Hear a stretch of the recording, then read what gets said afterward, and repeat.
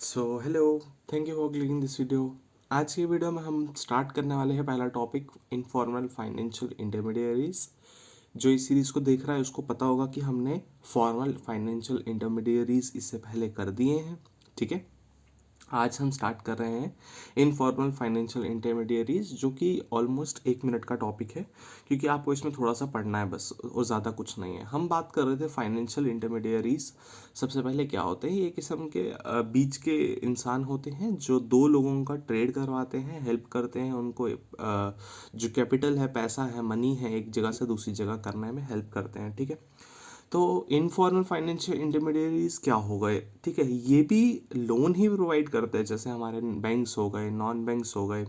ठीक है, वो नॉन बैंक्स में क्या आ जाता है, non banking financial constitution institutions आ जाते हैं। उसमें क्या होता है कि कहीं ना कहीं वो डिपॉजिट नहीं लेते बट लोन देते हैं। ठीक है, उसके बारे में ज़्यादा हम डीप नहीं जाएंगे बिकॉज वो इम्पोर्टेंट नहीं है इतना।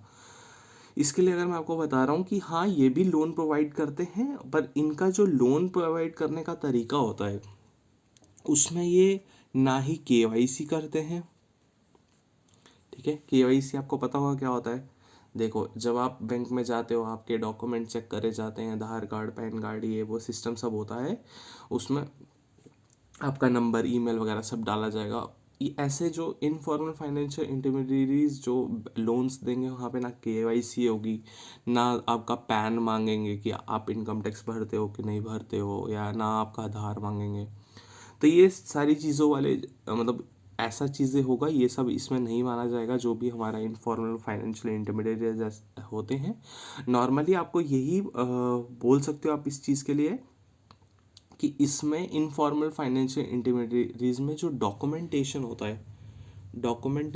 है कि आप ये फलाना ढमकाना वाला डॉक्यूमेंट दो। अगर आपको 1 लाख का लोन चाहिए, आप अपना वो लेके आओ, ये प्रॉपर्टी की कागज़ लेके आओ, वैसा कुछ नहीं होता। मोस्टली कहीं ना कहीं ये ट्रस्ट बेस्ड होता है। ठीक है, कहीं ना कहीं डॉक्यूमेंटेशन में एग्जाम्पल के तौर पे बात करते हैं, जैसे आप गए किसी के पास आपके मोहल्ले में। ठीक है, ऐसा नहीं होगा कि वो एक कागज़ लेके बैठा होगा, वहाँ पे उसने लिखवाया होगा कोर्ट से, और नीचे लिखेगा आप साइन कर दो कि अगर आप नहीं दोगे आपकी प्रॉपर्टी मेरे हाथ चले जाएगी। कहीं ना कहीं वो सिंपल चीज़ें ले लेंगे। जैसे एग्जाम्पल के तौर पर वो बोलेंगे, अच्छा आपको 1 लाख रुपये चाहिए, आप 1 लाख का वो लेके आओ, क्या बोलते हैं उसको, गोल्ड लेके आओ। पर आप गोल्ड लेके जाओगे ना तो कहीं लिखवाएंगे नहीं आपसे कि आपने इतना गोल्ड दिया है, वैसा कुछ नहीं। ये सब जो है ऑरली चलता है, ट्रस्ट बेस्ड चलता है। ठीक है, कहीं ना कहीं इनफॉर्मल फाइनेंशियल इंटरमीडियरी इन पे ना आरबीआई कंट्रोल करता है ना कोई कंट्रोल करता है। तो कहीं ना कहीं ये जो इंटरेस्ट रेट है वो बहुत ज़्यादा हाई रखते हैं। रिकवरी के लिए कहीं ना कहीं मसल पावर का यूज़ करते हैं। ठीक है, अगर हम नॉर्मल तौर पे बात करें तो हमारे इंडिया में अगर 100 रुपीज़ रूरल एरियाज़ वाले जो हैं, 100 रुपीज़ जो है कहीं ना कहीं वो बाय करते हैं एग्जाम्पल के तौर पे, उसमें से बोला जाता है कि 33 रुपीज़ तो वो यही जो इनफॉर्मल मनी लेंडर्स है इनसे लेते हैं। 25 रुपीज़ जो है कोऑपरेटिव बैंक से लेते हैं। कोऑपरेटिव बैंक्स क्या होते हैं हमने कल के बारे में पढ़ा। और बाकी जो इसके अलावा बचा बोलते हैं वो सारा जो है कहीं ना कहीं फ्रेंड्स फैमिली से लेते हैं।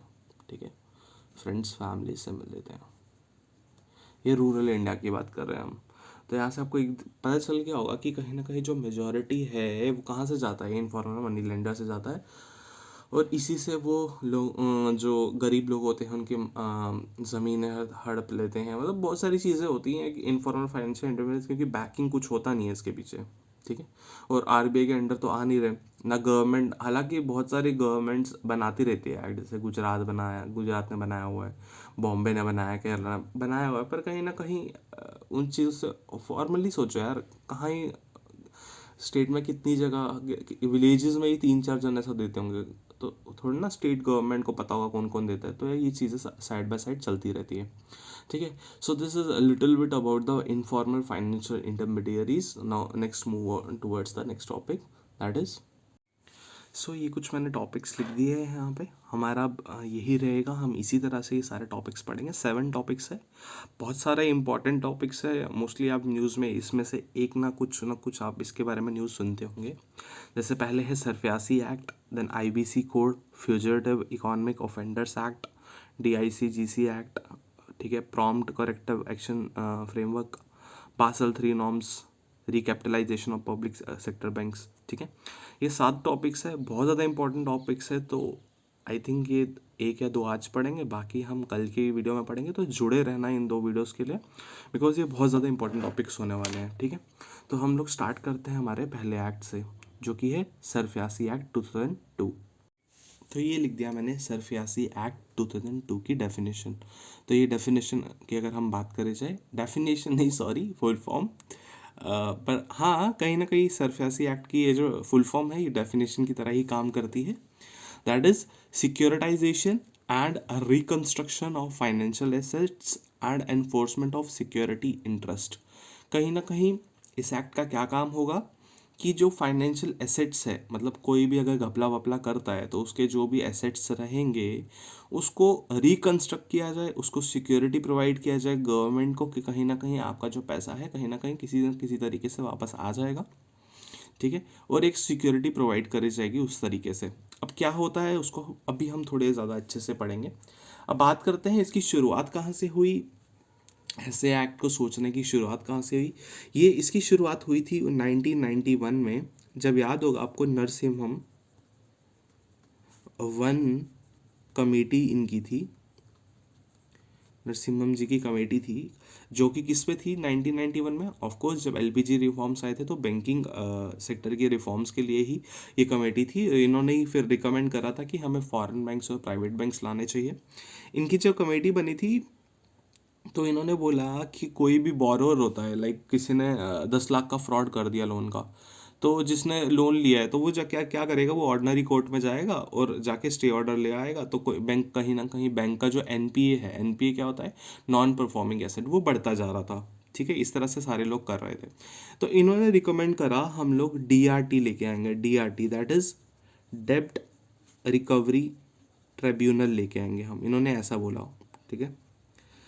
तो इसी हिसाब से इनकी रिकमेंडेशन को देखते हुए 1993 में, क्योंकि मैं आपको एक चीज़ बता दूं, नरसिम्हम जो है इनकी कोई भी रिकमेंडेशन अगर आती है मोस्टली जो है गवर्नमेंट मानती ही मानती है, ठीक है।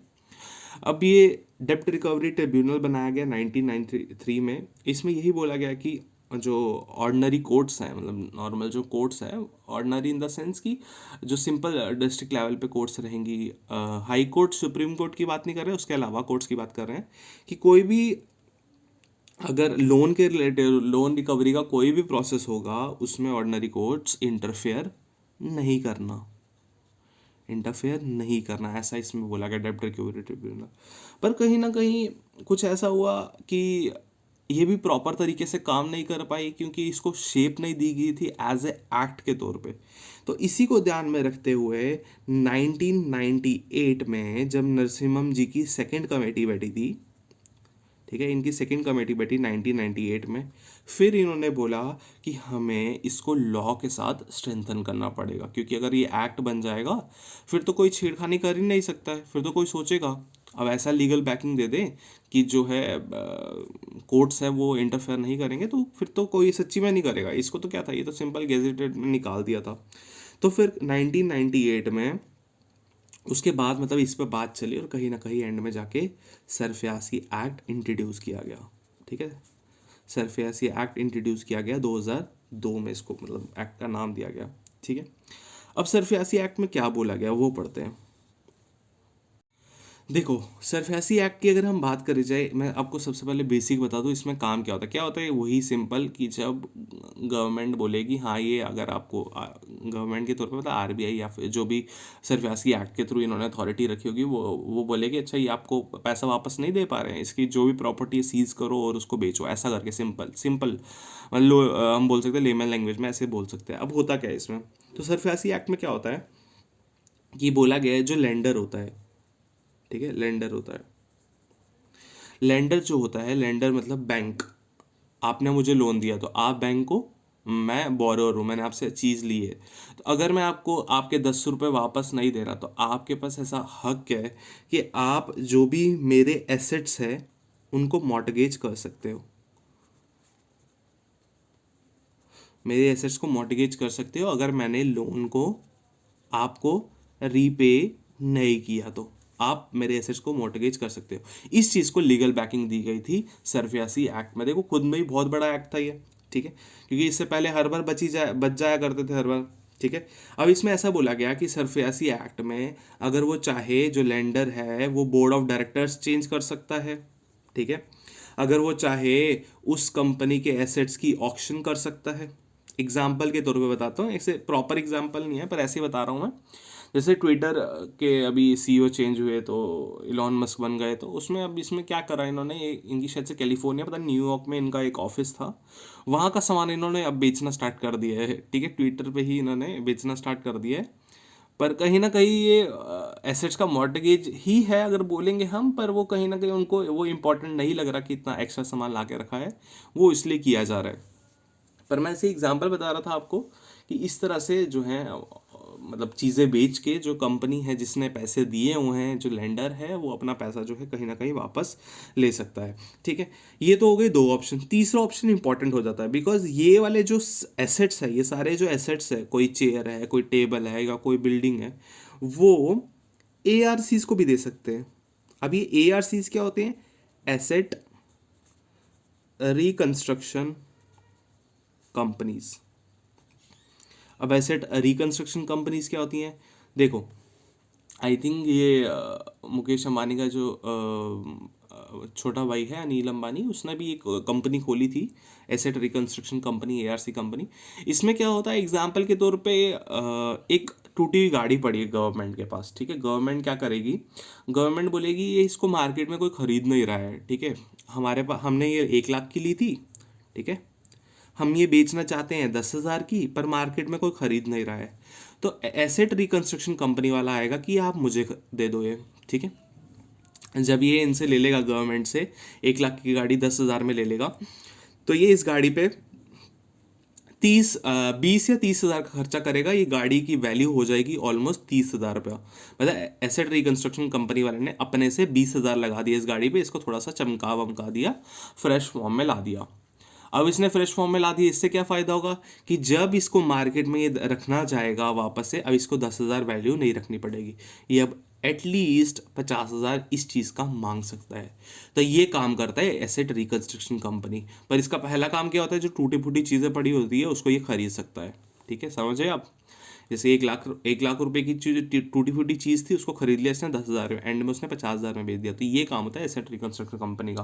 हालांकि यहाँ पर रिस्क बहुत होता है कि क्या पता कोई 50,000 का खरीदे नहीं खरीदे, क्या पता इसको एंड में 30,000 का ही बेचना पड़े, ठीक है, फिर तो ना कोई फ़ायदा हुआ, फिर तो ना ही कोई नुकसान हुआ, तो मतलब तो कुछ है नहीं ना। तो कहीं ना कहीं बहुत रिस्कीज होती हैं, बड़ी होती हैं ये एसेट रिकंस्ट्रक्शन कंपनीज। और ये काइंड ऑफ NBFC होता है, ठीक है, नॉन बैंकिंग फाइनेंशियल कंपनीज होती हैं ये, ठीक है। और आपको एक और चीज़ बता दूं, आप बोलोगे एग्जाम्पल के तौर पे, मैं लेंडर हूँ, आप बायर हो, ठीक है, मैं लेंडर हूँ, आप बायर हो। अब मैंने आपको दिया है 10 रुपये, मैंने 10 रुपीज़ दिए हैं आपको। आप क्या कर रहे हो, 10 रुपीज़ अपनी फील्ड में लगा रहे हो, आपके पास खेती होगी, आप फार्मर होंगे, आप अपनी फील्ड में लगा रहे हो, आपने वो 10 रुपये लगा दिए, पर कुछ भी हो गया ऐसा, मतलब बारिशें नहीं आए, ड्रॉट हो गया, ठीक है, पेस्ट लग गए बहुत सारा है, ऐसा कुछ हो गया, आपकी फील्ड जो है कहीं ना कहीं ख़राब हो जाए, और आप जब उस चीज़ को बेचो, आपका एक्सपेक्टेशंस था कि आप 15 रुपये कमाओगे, पर आप एक्चुअली में 8 रुपये कमा रहे हो। मेरे से आपने 10 रुपये लिए हैं, अब आप अपना खुद को चलाने के लिए तो 8 रुपये खर्चोगे ना, ऐसा तो नहीं ना कि आप मेरे को वो पूरे पैसे मेरे को दे दोगे कि नहीं ये आप अपने पास रख लो, आपके लोन 10 रुपये के मैंने लोन लिया था, ऐसा नहीं होगा। तो ये 8 रुपये आप मेरे को पूरे दे नहीं पाओगे। तो अब मैं जाऊँगा सरफियासी एक्ट की जगह पे, जहाँ पे सरफियासी एक्ट मैं लगवा सकता हूँ आपके ऊपर, क्योंकि आप तो फार्मर हो ना। तो मैं सरफियासी एक्ट वालों के पास जाऊँगा, सरफियासी एक्ट 2002 वालों, देखो ये फार्मर ने ना मेरे से लोन लिया, मेरे को वापस नहीं दे रहा। तो सरफियासी एक्ट वाले कहेंगे भैया जी यहाँ से निकल जाओ, बिकॉज हम लोग एग्रीकल्चर लोन्स या फार्म लोन्स पे सरफियासी एक्ट नहीं लगाते, ठीक है। ये एक लीगल बैकिंग दी गई, और यही एक MCQ बनेगा अगर इस क्वेश्चन में बनेगा, और यहाँ पे बंदे फंसेंगे कि सरफियासी एक्ट पे, जो सरफियासी एक्ट है वो फार्म लोन्स पे भी लगता है। नहीं, वहाँ पे क्वेश्चन आ जाएगा कि सरफियासी एक्ट हर एक टाइप के लोन्स पे लगता है। तो आपको ये याद रखना कि फार्म लोन्स पे जो है कहीं ना कहीं सरफियासी एक्ट नहीं लगता है। क्लियर। अब हम नेक्स्ट पढ़ते हैं कि अगर सरफियासी एक्ट लगा दिया, लाइक आपने मेरे से पैसे लिए हैं 100 रुपये, ठीक है, आपने कंपनी वंपनी बनवा ली अपने, बाद में आपने लोन नहीं दिया, मैंने आप पे सरफियासी एक्ट लगवा दिया।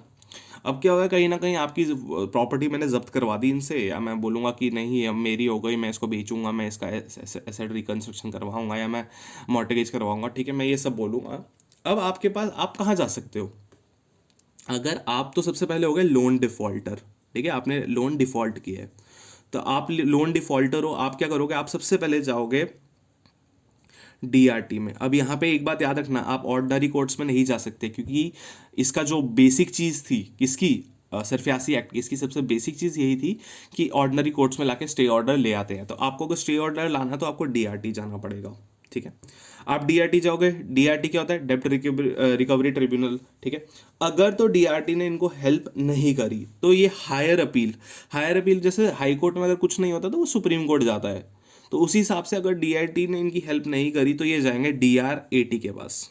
अब डीआरएटी क्या है, डेब्ट रिकवरी एपिलिएट ट्रिब्यूनल, ठीक है, एपिलिएट यहाँ पे आ जाएगा, एपिलिएट, बाकी सेम है, डीआरटी डीआरएटी, एपिलिएट मतलब इससे ऊपर वो जाएंगे डेब्ट रिकवरी एपिलिएट ट्रिब्यूनल। बट एक बात याद रखना, ये डीआरटी में ना और भी ज़्यादा पंगा है, इसमें डीआरटी में ये पंगा है कि अगर आपने लिया 100 रुपये का भैया लोन, ठीक है, आपने 100 रुपये का लोन लिया है, तो डीआरटी वाले बोलेंगे अच्छा ठीक है, अगर आप मेरे पास आ रहे हो, ठीक है, आओ मेरे पास। सबसे पहले अगर आपको स्टे हटवाना है या आपको अपना आगे प्रोसेस चलवानी है, केस चलवाना है, आप सबसे पहले 50 रुपये हमें वापस दे दो। यहाँ से क्या हो जाएगा, वो जो कंपनी होगी, कंपनी के पास सिर्फ 50 रुपये का ही अब वो डिफ़ॉल्ट कर रही होगी। अगर उसको डीआरएटी में उसको जाना है, ऐसे तो स्टे ऑर्डर लगा रहेगा, वो बोलेगा कि मैं डीआरएटी जाऊँगा, मैं जाऊँगा, मतलब आप बोलोगे कि आप डीआरएटी जाओगे, आपका ये ऐसा ऐसा कर रहा है, आपको वहाँ जाके सीधे बोलेगा पहले 50 रुपये दो भैया, और अगर आपने 50 रुपये दे दिए तो आपका लोन डिफ़ॉल्ट कितना बचा, सिर्फ 50 रुपये। तो ये चीज़ कम आ गई। फिर उसके बाद डीआरटी में इसके बारे में रिलेटेड जो है कहीं ना कहीं बात चलेगी, ठीक है। डीआरटी के बाद जो नेक्स्ट अपील जाएगी वो हमारी हाई कोर्ट में जाएगी। तो इस तरह से प्रोसेस चलती है लोन डिफ़ॉल्ट की, कि अपील्स कहाँ कहाँ हम किस किस जगह किस किस को कर सकते हैं, ठीक है। इतना समझ आ गया होगा आप लोगों को। अब आगे बढ़ते हैं। अब देखो, बोलोगे, आप बोलोगे हाँ आप सबसे सरफियासी एक्ट पढ़ा रहे हो, तो अगर मैं इकलौता बंदा हूँ, ठीक है, जैसे मैं हूँ, मैंने आपको लोन दिया है, मैं इनफॉर्मल फाइनेंशियल इंटरमीडियरी हूँ, तो मैं सरफियासी एक्ट लगा सकता हूँ?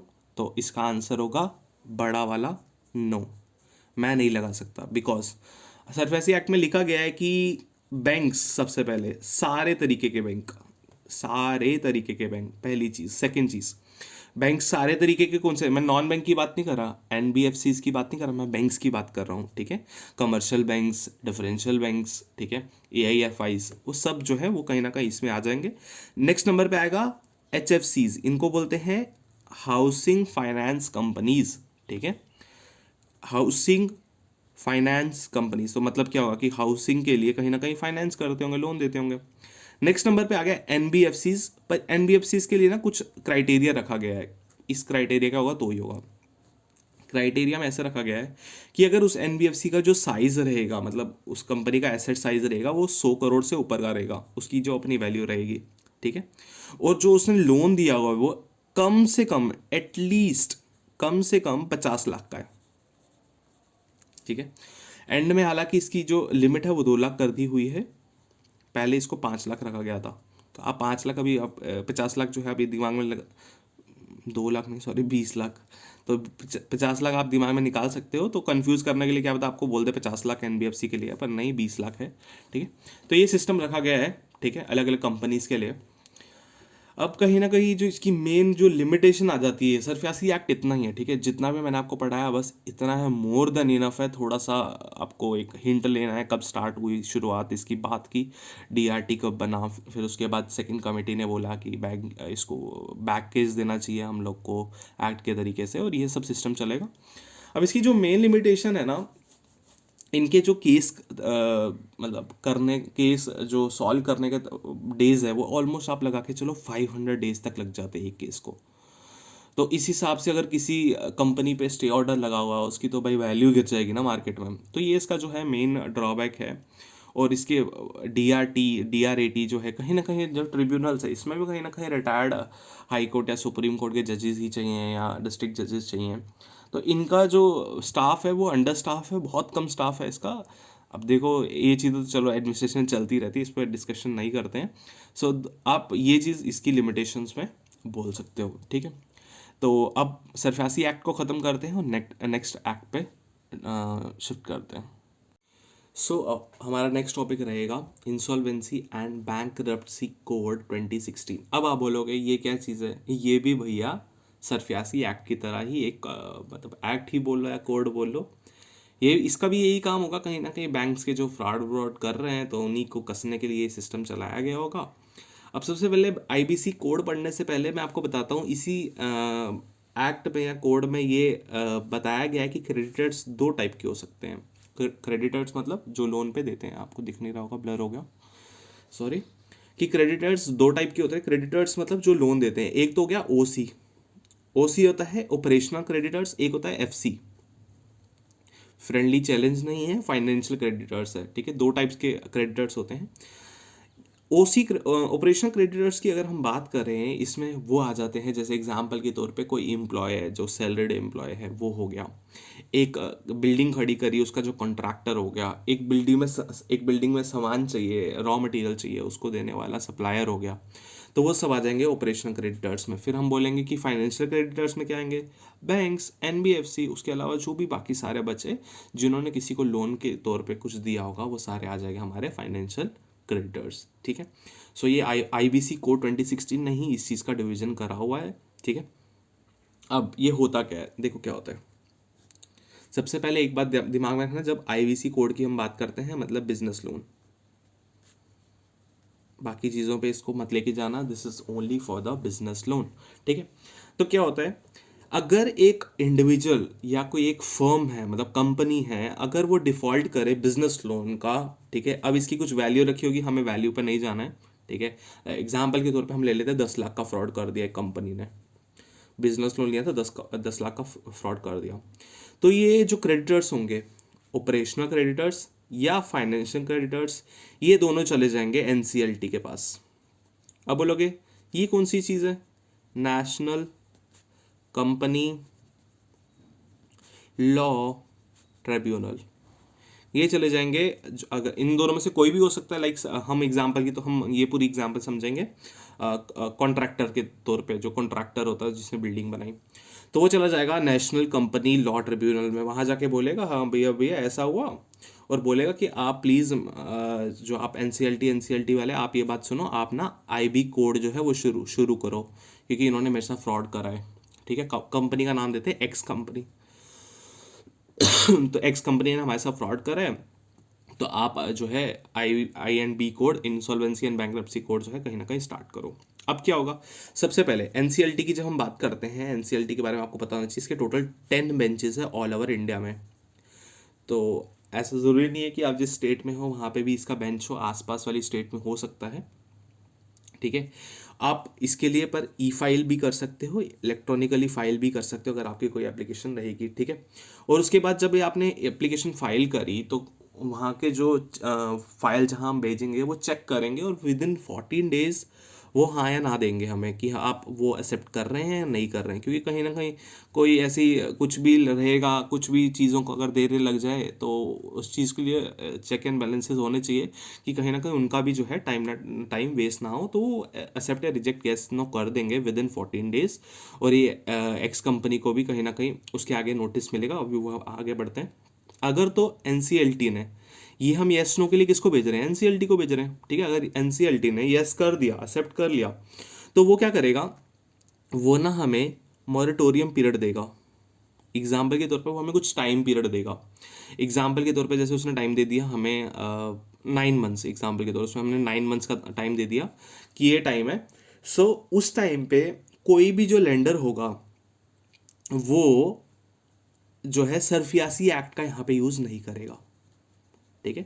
सरफियासी एक्ट हमने थोड़ी देर पढ़ा, तो वो टाइम पीरियड के अंदर जो भी कोई लेंडर है, एग्जाम्पल के तौर पे हम बात कर रहे हैं हाँ किसकी, कॉन्ट्रैक्टर की, कॉन्ट्रैक्टर को बोला जाएगा कि आप इसके एसेट्स सरफियासी एक्ट में नहीं ले सकते, ये अब हमारे पास है, ये कहेगा एनसीएलटी। ठीक है, फिर क्या होगा, अच्छा अब आप बोलोगे अब क्या होगा, नेक्स्ट तरीके में क्या होगा, नेक्स्ट तरीके में क्या होगा, ये मैं प्रोसेस आपको इसलिए समझा रहा हूँ क्योंकि ऐसे आप जनरली आप कोई बुक पढ़ के या कुछ करोगे तो आपको सच बता रहा हूँ नहीं समझ आएगा।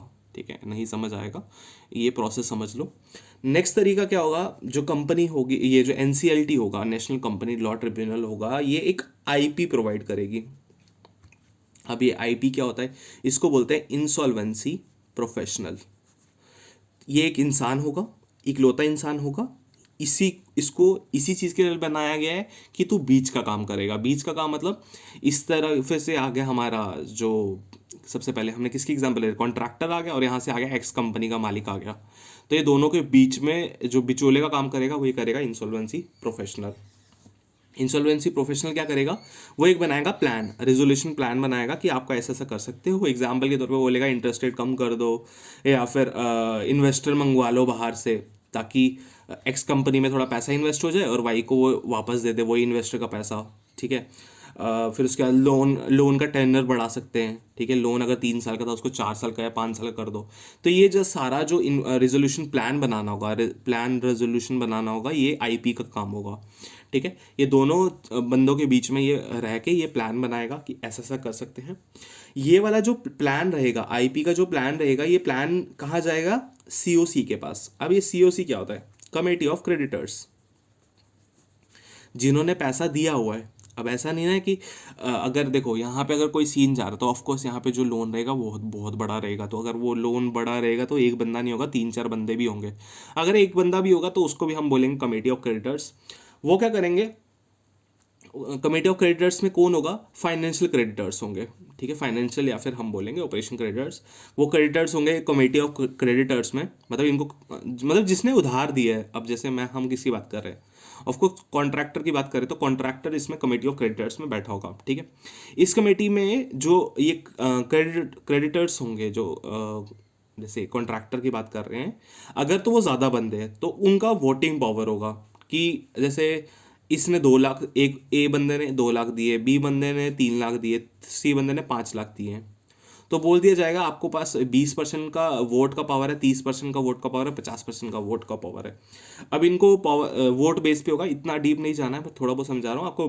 वोट बेस पे यहाँ पे डिसाइड होगा कि इनकी वोटिंग पावर कितनी, इसी वोट पावर पे डिसाइड होगा कि हाँ उसको मानना है या नहीं मानना है। ठीक है, अगर तो मैक्सिमम इसमें मान गए कि हाँ ये प्लान ठीक है हम मानते हैं, यहाँ पे ये एक्स कंपनी का नहीं राय ली जाएगी। इतना बात याद रखना, ये एक्स कंपनी भाई साइड पे है, ये तो जुल्मी है, ये तो जेल में बैठा है, इसको तो कोई कुछ नहीं बोलेगा।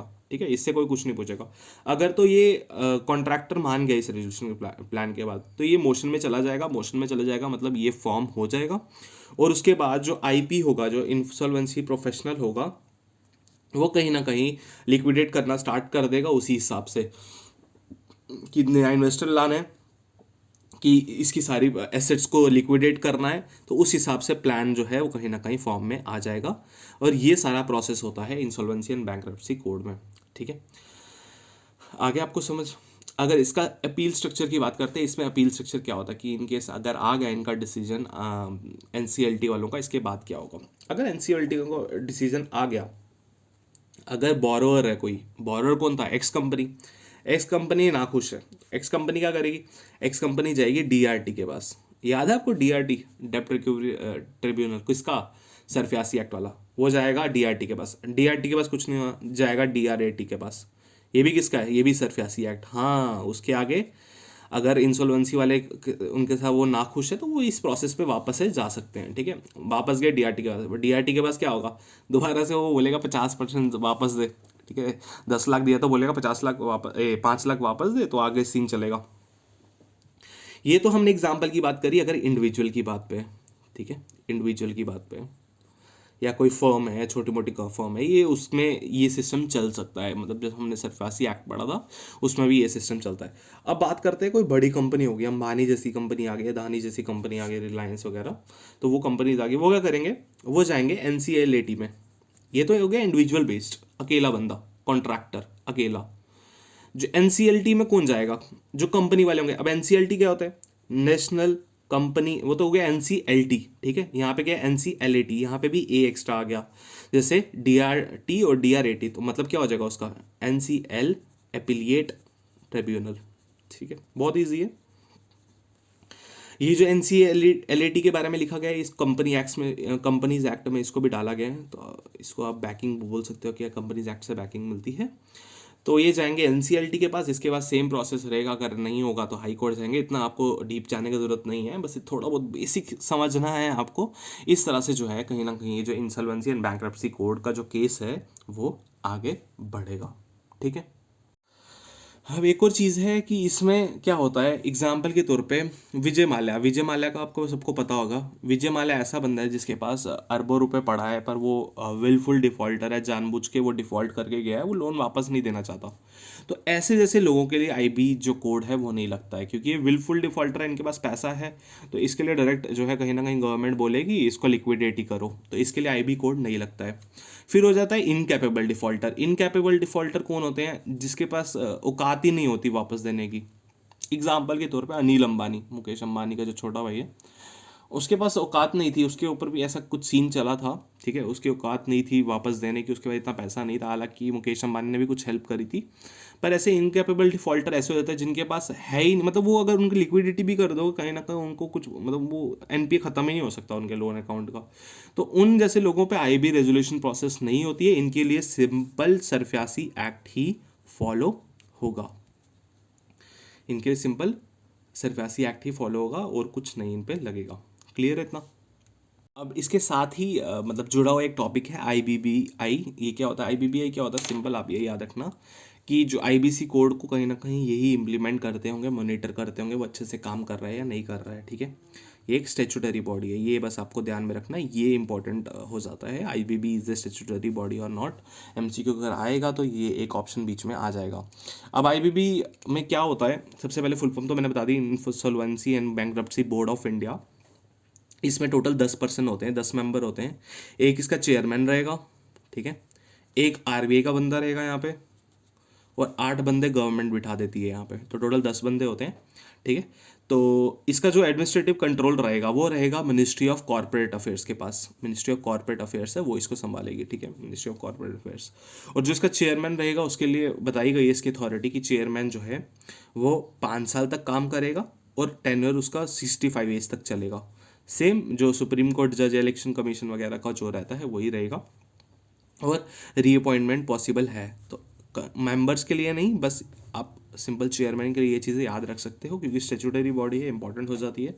आईबीबीआई की एक और काम है, ये आईपीज को सिलेक्ट करता है और आईयूज का सिलेक्ट करता है। अब आईपीज आईयूज क्या होते हैं, आईपीज तो मैंने आपको बता दिया, इंसॉल्वेंसी प्रोफेशनल्स अभी पढ़ाया था हमने, जो बिचौलियों का काम करते हैं, ठीक है। दो चीज़ों, एक कॉन्ट्रैक्टर और दूसरा कौन था, कंपनी एक्स थी, उन दोनों के बीच का जो काम कर रहे थे वो ये कर रहे थे। ये कहाँ से पॉइंट होके आते हैं उतना डीप नहीं जाएंगे। आईयू होता है इंफॉर्मेशन यूटिलिटी। एग्जाम्पल के तौर पे अगर एग्जाम्पल जैसे हम बात करते हैं आरबीआई की, जैसे हम बात करते हैं आरबीआई का पोर्टल है ना एक, अब वो पोर्टल जो है आरबीआई का इकोबेर प्लेटफॉर्म, उस प्लेटफॉर्म को कौन चलाता है, कोई कंपनी चलाती होगी, ठीक है, कोई कंपनी चलाती होगी ना। वो जो कंपनी चला रही है, जैसे mostly national informatics centre NIC आपने सुना होगा, ठीक है, designed bye NIC, government of India का ये। तो ये जो इंफॉर्मेशन यूटिलिटी है, ठीक है, ये इंफॉर्मेशन यूटिलिटी कौन देगी इस तरह की, कि पोर्टल वगैरह या इसका सिस्टम जो है कहीं ना कहीं डाटाबेस जो है इसका पूरा बोरोवर्स का डाटाबेस है, वो कौन संभालेगा कि कोई एप्लीकेशन कर रहा है, तो वो भी काम जो होता है वो आईबीबीआई का होता है, ठीक है। क्लियर है था। सो this is about the insolvency and bankruptcy code 2016। So I think ये वीडियो लंबी हो गई, इतना ही रखते हैं, नेक्स्ट कल मूव ऑन करेंगे और बाकी जो लेफ्ट ओवर टॉपिक्स है, जो हमने 7 टॉपिक्स लिखेंगे उस पर बात करेंगे। अभी तक जुड़े हो लाइक कमेंट करके जाना और मेरे को बताना कैसी लगी video. So thank you for tuning in.